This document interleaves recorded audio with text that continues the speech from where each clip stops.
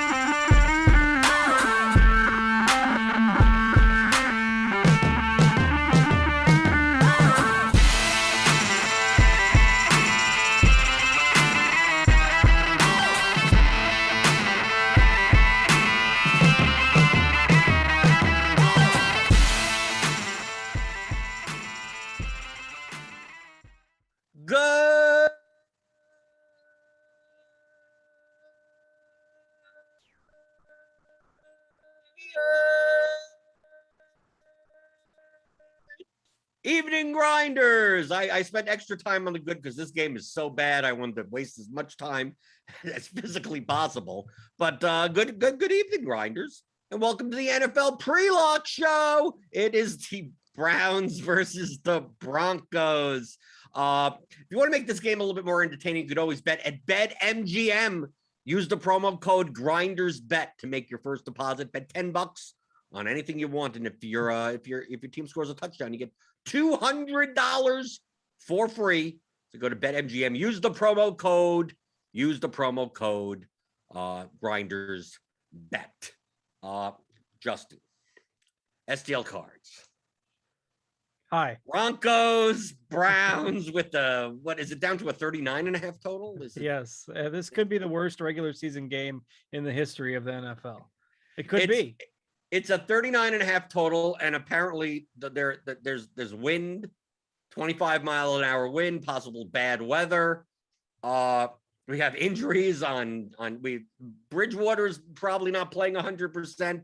Mayfield's out, Chubb's out, Kareem Hunt's out, and OBJ is playing, I think, with one shoulder.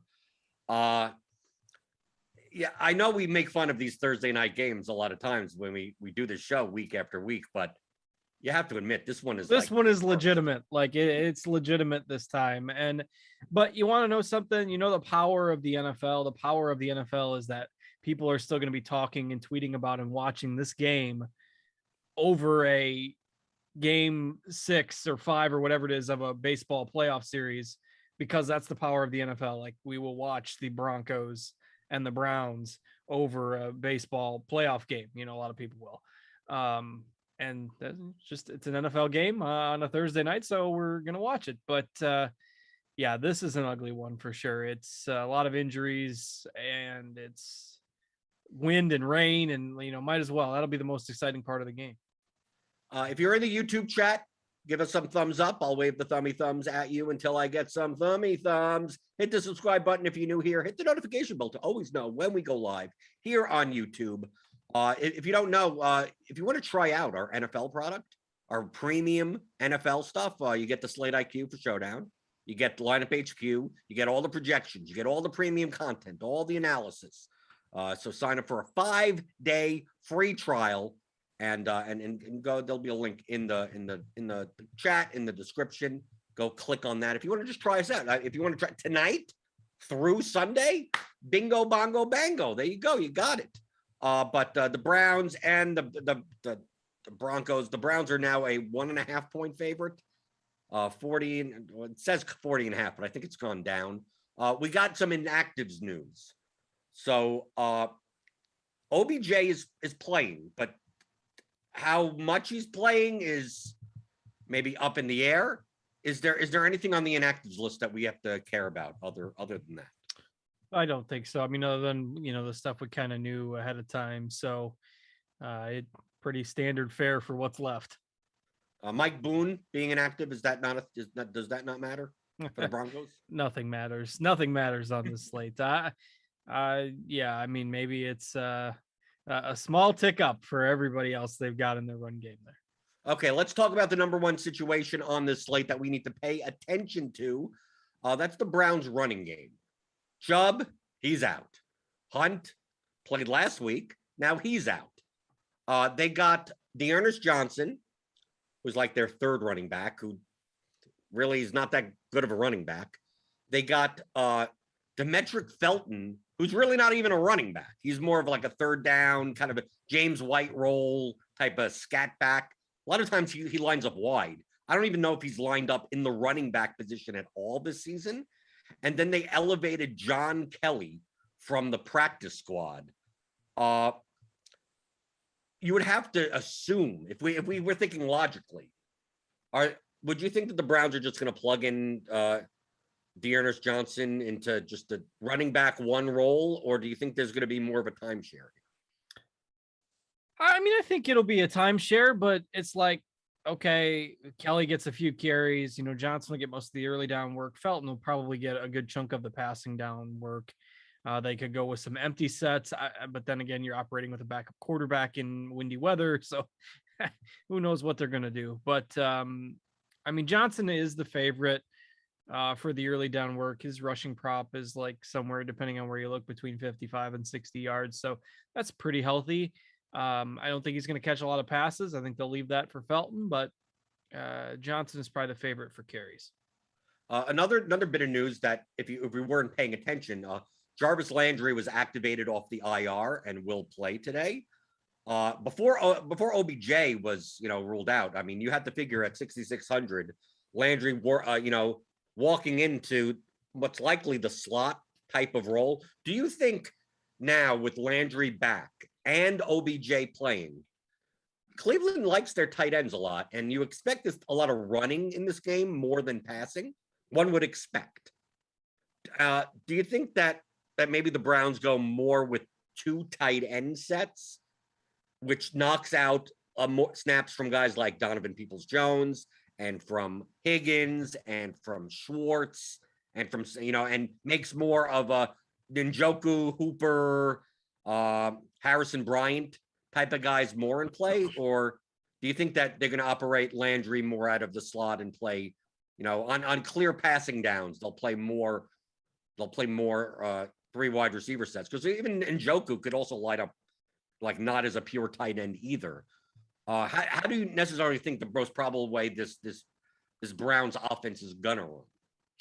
I think they will operate some more two tight end sets tonight. I mean, they've got the personnel, and that's one of the only positions where they have some excess personnel that's fairly healthy. So I do think you will see more two tight end sets out of the Browns tonight. Maybe they limit Beckham snaps a little bit, Landry snaps a little bit. So that's one way that they can pretty easily do that. Well, I'm also looking from an OBJ perspective. I know I said before, he's dealing with the shoulder injury, but he's giving it a go, quote unquote. You would have to think that, if it was that questionable in a matchup like this, like they would rest him. A bad weather game, most likely running the ball. Do you think that being that he was, like, I'm thinking it from a game theory perspective. Like, I think the most probable outcome is OBJ is not going to play 95% of the snaps, right? He may not even play 50% of the snaps. Hell, maybe he plays 80% of the snaps, but he's just a decoy. Like, he's not even trying to get open. He's just there to get coverage. Do you think that, most people may have been building their lineups before 6:50 Eastern time, that OBJ, from a talent perspective in this game, especially with more people concentrating on Landry, on Dearness Johnson, that we have him currently in our projected ownership as 31.7%. Do you think he's going to come in even lower? We saw A.J. Brown this past slate with the Titans come in at 16% in the flex, when I thought he would end up being, I thought he was under-owned at like 30. Do you think that A.J. Brown type of thing, he's knocked up and that type of thing, is going to affect OBJ's ownership, that he actually comes in more close to the 20 than to 31.7?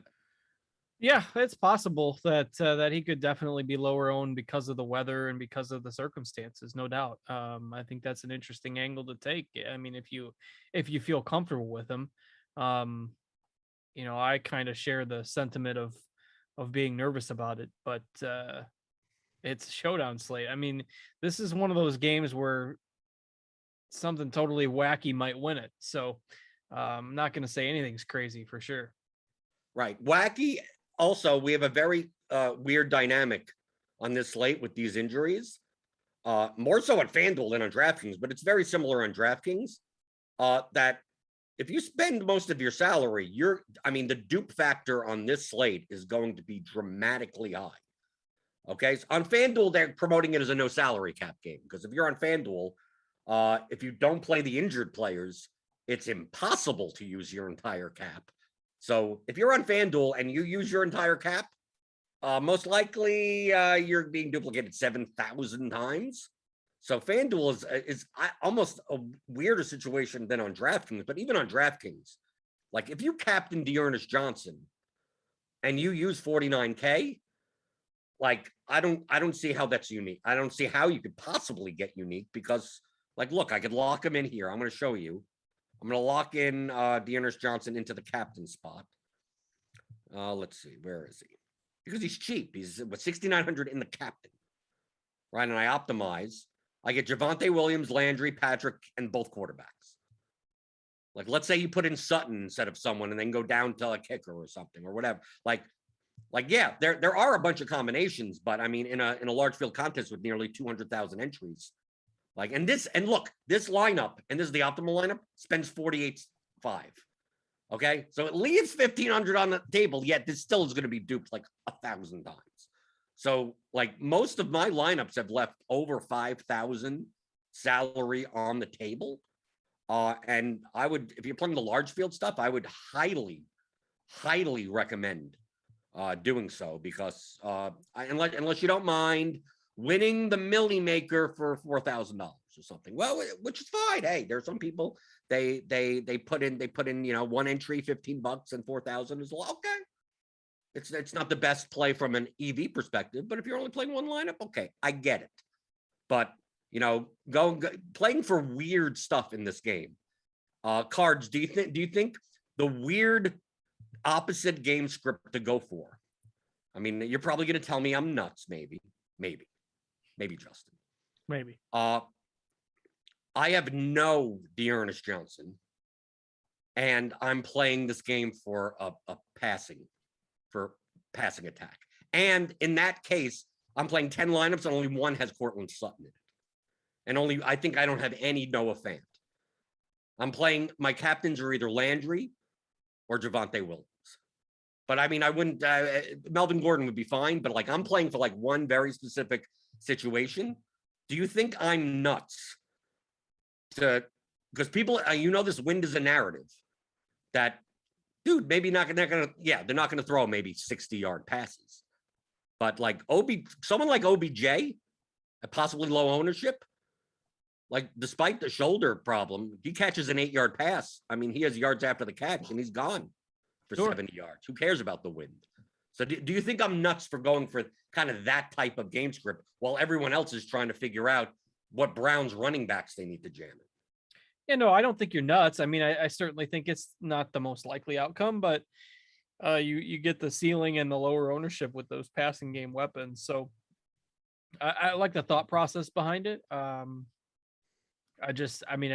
think that the most likely outcome is probably a slow pace, low scoring game. And, but in those type of games too, sometimes it just comes down to who gets the touchdown. So, they could, like if Dearness Johnson gets 20 carries for 65 yards and he doesn't score and he catches one pass, like, well, he's not getting there either. Right. I mean, like I said, there's a tournament mindset. Most likely, it's quite possible if you're building lineups, like if I was building for the large field stuff, I'm building 10 for more smaller field, yet I'm still throwing them in the Millie because you never know. And they're different enough that I'm not going to, if that's a solo Millie week winner, I'm going to be pissed off that I didn't throw it in. What was I saying? a lot. I don't think that you need to make that many rules. Lower scoring games typically rely on less correlation. So if this game ends up being 13-6, like a wide receiver and the captain without the quarterback and the flex, that's totally in play. Playing two running backs from the same team, I would not set a rule to leave Gordon or Williams, not play them. I could play them together. If I was to play one of them in the captain, maybe I wouldn't play the other one in the flex. But like playing Felton, playing all three Browns running backs in the flex, like that, to me, that isn't out of the question. I think there are much less rules. Are there any specific rules on lineup construction that, regardless of a low scoring probability, that you would still I think the only one I would say is like, don't play a quarterback and the captain and then play none of their teammates. Yeah. Like what, 3 Bridgewater rushing touchdowns? Like I think that's the only one that I could see like you wouldn't do regardless. Yeah. I don't really see maybe 3 pass catchers from the same team probably getting there tonight. Though I guess if it turns into a blowout, I don't think that's anything you got to program in. So, yeah, I'm kind of with you on that front. So let's go over to the Broncos side. Bridgewater is dealing with injury issues. You got Sutton, you got Fant. These are going to be high-owned top targets for the Broncos. You still got Tim Patrick there, who may be the most affected by like deep passes. Then you got both running backs, Gordon and Williams. And then they kind of have role players. I think that the cheap guys are more likely to be on the Brown side. But I don't know if people have noticed that Kendall Hinton has been playing a lot more snaps, especially in the slot, now that like KJ Hamler is out. They activated John Brown from the practice squad. I don't know how much he's going to be a factor, but what are your takes on the Denver side of the ball? Are based on this ownership, it seems like more people are concentrated on the Denver passing game than on the running game, especially because Gordon and Williams tend to split carries. Yeah. I mean, the theory of what I'm doing is in my lineups is going the opposite of that construction of more people are playing Browns rushers and Broncos pass catchers. And I'm kind of doing Broncos running back and Browns pass catchers. But you have to think that, like, especially on a slate where salary isn't as much of an option, that playing Cortland Sutton and Noah Fant are like Sutton's an alpha. Playing Bridgewater he could be one of the higher scorers, even in a low 14 points may be good enough at 11K. So what are you considering for the Broncos side of the ball? Yeah, I do like your thought process there. I mean, and then you're in the driver's seat if Denver plays with the lead in this game. So, I think being overweight on their running backs makes sense. I mean, even both of them, if you're building multiple lineups, like you can play some Gordon, play some Williams. We've got them both at about 20% owned in the flex. So, I think you can certainly play both of them on, say, 35-40% of your lineups. You don't have to play them together by any means, but if we look at their snaps, they're never on the field together, really. Like 2 or 3 snaps they've been on the field at the same time all year. But week 1, the snap count was 50-50. Week 2, Gordon 59%. Week 3, Gordon 54%. Week 4, Williams 51%. Week 5, Gordon 60. Week 6, Gordon 53. So, it's basically a 50-50 split with these two guys. And it's hard to parse them apart. I mean, one guy breaks a long one and then, he's the guy you want to have. So we've got them at almost the same ownership. They're playing almost the same snaps, split them down the middle. It's just guesswork as to which guy's going to, be the optimal one. But I think one of them for sure gets there tonight. And then, being underweight on their passing attack. Hinton was a quarterback for a game last year. You remember that? Yeah, he was the quarterback. He didn't throw the ball. I think he had 1 completion. Yeah, it was a trip. But he's 2K and he's a receiver now, so I don't mind him as a cheap play.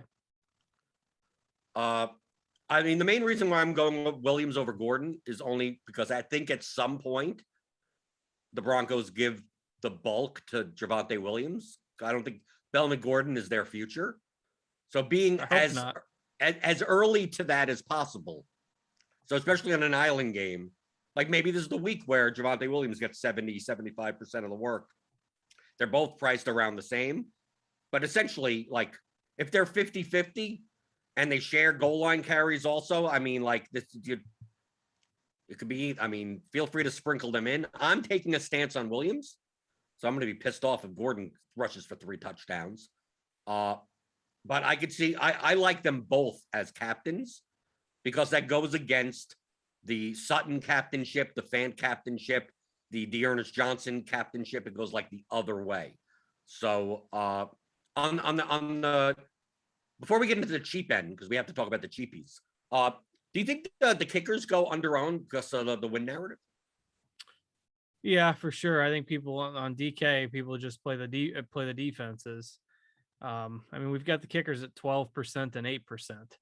So, it is a tough place to kick in the wind. But there's going to be a lot of stalled drives in this game. Like, there's probably going to be some attempts. So, I don't mind the kickers. Right. We have the defenses at almost twice the ownership of the kickers, but they're also cheaper. McManus is 4,200, McLaughlin is 4,000, and the Broncos and Browns are 3,400 and 3,200. So yeah, we're gonna see some defense captains, obviously. Let's see. Going for the cheapy guys. There really aren't that many. I mean, to me, I think Hinton stands out as the best one underneath the defenses. But I wouldn't be shocked if you're going to take a shot on anyone. I think John Kelly at 200. They promoted him from the practice squad. I don't know. Do they give Dearness Johnson 80% of the carries? If they trusted him so much, they wouldn't. I mean, why would they elevate a guy from the practice squad? I don't think Felton is going to rush the ball ever. So, I mean, let's say Kelly gets 30% of the snaps. Maybe he touches the ball 6 times. Maybe one of them is in the red zone. Maybe he breaks out for 40-yard touchdown. I don't know much about this guy, but at $200, he's the minimum price. I think I'd more likely take a shot on him than hope for a Eric Sauber second tight end for the Broncos type of touchdown. Because, I mean, these other guys, their upside is like 1 pass. But, I mean, I'm also saying John Kelly's kind of upside is 1 rush into the end zone also. So that's not saying much. But I think with Dearness Johnson's ownership being that high, the direct leverage in a non-Dearness Johnson lineup would be I'll take a shot on $200 John Kelly. Yeah, I mean, it's a good argument for him. I think I'd probably put Harrison Bryant ahead of him in terms of my pecking order for the $200 guys. Just if the Browns play more double tight end sets, he has played on around 30% of the snaps in a couple games this year. Does have a game with 4 catches. So, and we saw some glimpses from him last year. So Harrison Bryant would be my favorite. As far as Kelly, he played college ball at Tennessee. Was drafted in the 6th round in 2018 by the Rams. So that's who he is for a reference point, I guess. But running backs don't matter, Justin. I know. I know. I was just trying to give some. No, but I'm just saying the running back. Like you could say, oh well, this guy sucks, but like there are plenty of crappy running backs that still get work. Yeah, Frank Gore and those guys, they've been around for who knows how long. Yeah, I think Kelly and Harrison Bryant are probably the 2 potential plays in that range. I don't really see anything on the Denver side that I would even consider, frankly. John Brown, I mean, he used to be good, right? He used to be okay. Why would they elevate him from the practice squad if he wasn't gonna? I don't know. I mean, but we've seen John Brown. If you go back a couple of years, we've seen John Brown cast 70-yard passes, start and play 95% of the snaps. But obviously John Brown is not that same John Brown anymore. But I mean, if you need to sprinkle some of these guys on the bottom, sure. Like, I don't think it's crazy to take a shot on John Brown, but I agree with you. I think I would rank them Kelly. If you go underneath the defenses, I would rank them Hinton 1, Kelly 2, Bryant 3, Saubert 4, Schwartz 5. Like Schwartz, like with OBJ in and Landry back, like Schwartz's role is is nothing now. I mean, is the fifth wide receiver on a team that likes to play double tight end sets. Like guys that are priced up that are getting pushed out because of this are more like Peoples-Jones and Higgins and Schwartz. So like on a normal showdown slate, like if they were in, Peoples-Jones shouldn't be 6,400. He should be 3,800 where Higgins is. And Higgins should be 1,200 where Schwartz is. And Schwartz should be 200 where John Brown is. So like understand that pecking order, but it all depends on how much you think Odell Beckham Jr. is going to play. So if you think he's going to play 80+% of the snaps, all these other guys are way overpriced. But maybe you have a take. Maybe OBJ plays plays when needed, and then it's Peoples-Jones out there catching passes. Yeah, we really don't know. We don't know how they're going to use him. So I think you're going to see the one certainty is that we're probably going to see more multiple tight end looks from them, regardless of who's out there at receiver, given the weather and all that stuff too. Getting questions from the YouTube chat. You could type them in whenever you want. We'll get to them. We mentioned this before. Philip Mancini. What about both Denver backs in the same lineup? Gordon as captain. I think it's fine with both in the flex, but I think if you're playing one in the captain, you wouldn't play the other. If you're playing one in the captain, you're hoping that guy dominates. Right. But in a very low scoring game, that could work out. Let's say this game is Broncos 14 and Brown 6. And the touchdowns were scored by Williams and Gordon. Well, then there you go. Then one's in the captain, one's in the flex, and you probably win. This seems like a game where if you get the touchdowns in the game, there's probably going to be less touchdowns in this game than other games. What touchdowns? Right. Maybe there won't be. But then you say with the win, maybe there won't be field goals. Is this one of these games, like sports books like BetMGM sometimes have those promos where like if you deposit it, as long as there's 1 point scored in the game, you win $500 in free bets. Could this be the game that it just ends 0-0 and everyone loses? Sweating it out. We've seen those games before. I remember the snow game up in Buffalo. Like no one could score. I mean, they were just like, it was like 97% rushes and like no attempts at field goals because the field was too slippery and it was too snowy. And I think the game ended 6-3 or something. There's a gif that I really like of Frank Beamer, the old coach of Virginia Tech, putting his hands in the air with the score bug on the screen. And it was a Virginia Tech Wake Forest game from about 4 years ago. And it wasn't due to weather or anything. It was just due to the most horrendous football you'll ever see. It was 0-0 at the end of regulation and went to overtime 0-0. Just having flashbacks of that now. Of course, the pro game can end in a tie. You can play through the overtime and have a tie. College, they had to play the OTs, but that was the one game I can remember that's been 0-0 through 4 quarters. Imagine this game going to overtime. We get more bad football. We had that Sunday night with the Seahawks and the Steelers. I want that again. Yeah, but imagine a 3-3 game in overtime. Yeah, that would not be fun. Okay, so I like looking at some of the prop bets to kind of guide. Let's see if anything's changed. I haven't loaded this since OBJ has been deemed active. So the line is currently on scoresandodds.com, which is a sister site of ours. 1.5 point favor for the Browns, 40.5 total. We take a look at the player props. We can see Javonte Williams rushing yards, 51. Melvin Gordon, 45. Ernest Johnson's down at 55 on BetMGM. And let me see what the receiving yards look like. Like, do we have an OBJ? Do we have an OBJ prop up here?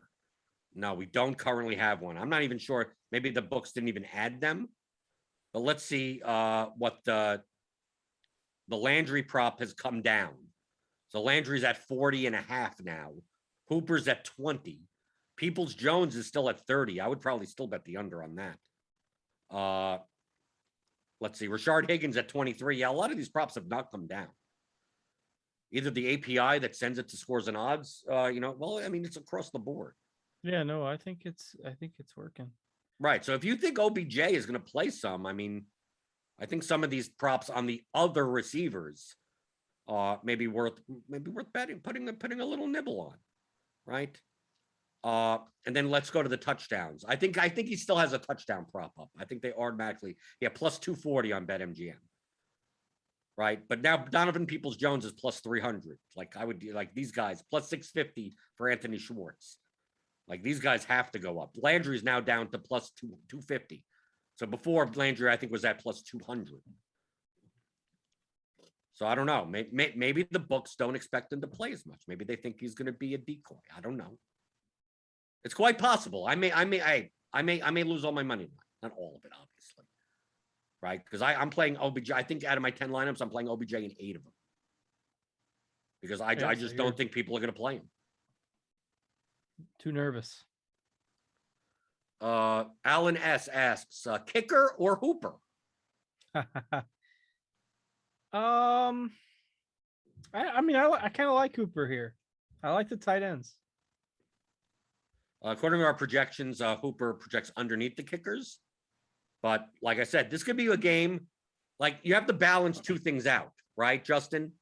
This is a crappy game, probably a lot of stalled drives, which gives opportunities for field goals. But then you have to weigh it against, well, there could be 20 to 25 mile an hour swirling winds. And maybe they attempt field goals and they don't even make it, right? So it's like, which side are you going to be on? I'm leaning more towards the kicker side. So I have no Hooper, but I do have the kickers in my lineup. But that's primarily an ownership play to me. I think the kickers for a low-scoring game like this, the kickers are going under-owned. I think the defenses are going slightly over-owned. But like I said, I'm playing for a game script where this game goes over its total. Right? I'm playing most of the lineups in this contest, especially the large field, is going to be playing for a lower scoring game. I'm playing for this game to be 27-20, right? 27-21, 28-24 type of game. And hopefully the touchdowns are passing touchdowns. And then it busts a lot of the running, the rushing plays and the defenses and things like that. But that is not the most probable outcome. To me, I just view that as the most profitable outcome if it happens. Which I do agree with. Yeah, I think that's well put, that if that happens, there's not going to be a ton of ownership on those various combos that you're targeting. Mr. Just Ali, I could barely read it. Something like that. What do you guys think about a kicker in the captain spot? Look, I normally say that's crazy. I don't know if anything is crazy here. Daniel Hutchings, who's Nerdy Tenor, if you follow him, he's a top MME player. He says, I have 2 kicker captain lineups out of 246. 246 lineups? That's a weird number to have. How many lineups do you have? How many lineups you playing? 246. That's, I don't know. Well, I mean, I guess if you're playing all uniques. So if you're playing 150 in one contest, if there's a 63 max for like the mid stakes, and okay, I could see how you get there if you play all uniques to get to 246. I know Dean. I think Dean this past week on like Yahoo or something played 149. I'm like, why? What? We couldn't make you didn't have time for the extra lineup? I mean, you could play 150. No. I engage in bankroll management. I play 149. Was that his response? No. He said he just likes the odd numbers. Some superstition or something. Oh. We can't play 10% of everybody. If you only got 149, it's going to be 10 and some odd digits. Right. It's going to be all screwed up. Right. You can't do that anymore. Slate IQ. Okay. So if you want to see, this is premium stuff. Okay. If you want to sign up for premium, our NFL product, our NFL premium package, you get a 5-day free trial right now. Click on the link in the description and you get, just sign up. It automatically renews. So just make sure if you don't want it after 5 days, you cancel. But you could use it for tonight. Obviously, you don't have much time. You've got 7 minutes. And you could use it for Sunday and the Sunday showdown, whatever, or Monday showdown, I guess. Yeah. Right? So if you want to just try us out for free, Rotogrinders Premium for NFL, go click on the link in the description and in the chat. Devin has posted it in the chat. And go try us out. To me, I think it's the best premium product in the business. But according to Slate IQ, if I take a look at this, the simulations show that in the top 0.1% of lineups, these onslaughts are rarely there. 1-5s and 5-1s. It's very congregated around 3-3s and 4-2 favoring the winning team, which kind of makes sense in kind of a pick'em game. And then if we look at the captain usage, the the leverage plays in captain are actually the Browns and not the Broncos. So obviously this goes in with the theme of my lineups, right? We have Cortland Sutton, negative leverage. We got Tim Patrick, negative leverage. Noah Fant, negative leverage. Broncos defense, negative leverage, right? And all the positive leverage is on Donovan Peoples-Jones, but this was made before OBJ was active. Javonte Williams, Jarvis Landry a little, Case Keenum a bunch. So like, obviously, I built my lineups very much like our simulations. We see the flex usage here. We can see, what they're owned is the blue bar, and what they show up in 0.1%, top 1% of lineups. We see Dearness Johnson actually is positive leverage in the flex, but not necessarily in the captain. Same for Keenan, the opposite way. Gordon, Williams, right? It basically says, based on our simulations, the Denver passing game is overowned and the Denver running game is underowned, and vice versa for the Browns. The passing game is underowned while the running game is overowned. So I'm going that way. And the most probable outcome is that I think I'm playing like $700 worth. Most probable outcome, that 700 turns to zero. When you have zero Dearness Johnson, I'm waiting, Justin. First play of the game, just like the other day, right? I think I played 15 lineups and I played no Derrick Henry. That's what got the closing laptop gift from you there. No, well, I did the closing laptop when he scored the first touchdown after the 83-yard whatever. Right. And then my lineups actually started, like, as long as Derrick Henry doesn't get the 100-yard bonus and another touchdown, like, other guys were getting enough points. And like, maybe he doesn't end up being in the optimal with how high a price he was. And then the second half came. And then I shut the light. Then after 180 yards and 3 touchdowns and you don't have him, he was the winning captain and I don't even have him in the flex. So I just that's it. And I just move on. So that could be the same here with Dearness Johnson. Could be, but I like the thought process behind your builds for this particular game. I think it makes sense. Hog Lawrence asks, how many Drew Lock lineups you got? 0. Do you think if Bridgewater gets injured early, that maybe Siege takes it down? They'll just play Williams and Gordon together in the Wildcat.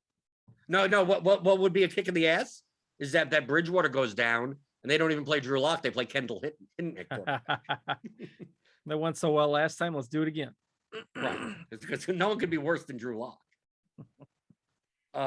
Yes, Eric Lynn, that statement is correct. The Slate IQ was run without OBJ, so we're not necessarily sure, but it's still similar enough because obviously basically OBJ's projection is in the simulation is going to Donovan Peoples-Jones. So once you start pushing, and they're around the same price, so like Beckham is 6,800 and Peoples-Jones is 6,400. So I don't think it probably changes a little bit, but probably not to the extent where the positive leverage and negative leverage situations are still similar. James Corvino asks, how do you feel about playing both Fant and Hooper? Do we just play tight ends in Showdown now? It seems like especially tonight. Yeah, we buried the lead there. The tight ends are doing everything.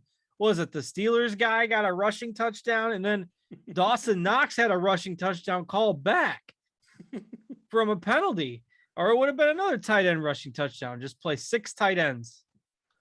All right, just play them all. We could make a lineup. Let's see. We'll put Fant in the captain. Okay, so I'll put Fant in the captain. I mean, how many tight ends? Are we going to play a bunch of Browns? You can play Fant, Njoku, Hooper, Saubert, Bryant. That's 5. And then now what? We still need a flex spot, and we still have 27,000 to spend. We can't just play Andrew Beck. Sky's the limit. Well, since we're playing 3 Browns tight ends, I think you play Keenan in this line. Yeah, it's fair correlation. And just hope it's not 3 tight end rushing touchdowns. Right. But the Fant one is a rushing touchdown, so it hurts the Bridgewater lineups. Right. So that's what we think is going to happen. And he's the captain. Right. Fant captain with 2 rushing touchdowns. Eric Saubert with 100 yards as the second tight end. Case Keenum throwing 6 touchdowns, 2 to each of his tight ends. So there you go. We got it all figured out. We got it all figured out. This lineup most likely will not cash at all, but it will be unique. And weirdly to say, maybe it isn't even unique. Maybe some people are like, oh, tight ends are luck and showdown and someone. And what's the worst case scenario? You play a lineup like that and it's actually duplicated. Lots of smart folks out there for sure. Okay, we're just about at lock. So let's see what this ownership is. I hope OBJ is under 30%. I'm going to say that, and then he's going to end up playing 3 snaps, so it's not even going to matter. But obviously, on your way out the door, if you like the show, click that thumbs up button. Give me those thummy thumbs. Give me those thummy thumbs. And we're here every Thursday. We're here for Sunday night showdowns. We're here for Monday night showdowns. We're here all the time. Tomorrow there'll be shows. Saturday there are shows for NFL. There's NFL Sunday morning, 10:30, 11:30, 12:30, leading up until lock.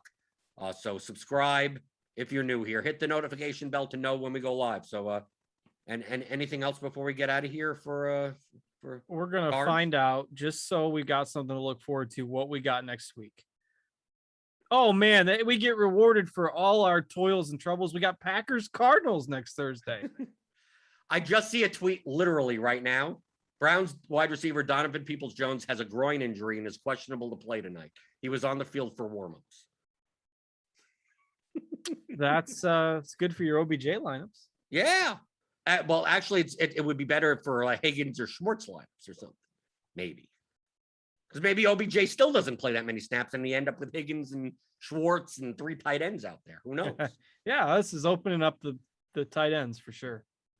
Don't you love the injury reports after lock? Before the first snap, even. Like, it's not like he got injured. It's just like literally right there. Okay. So we'll be out of here and hope to check us out again next week for the NFL pre-lock show here on Rotogrinders.com.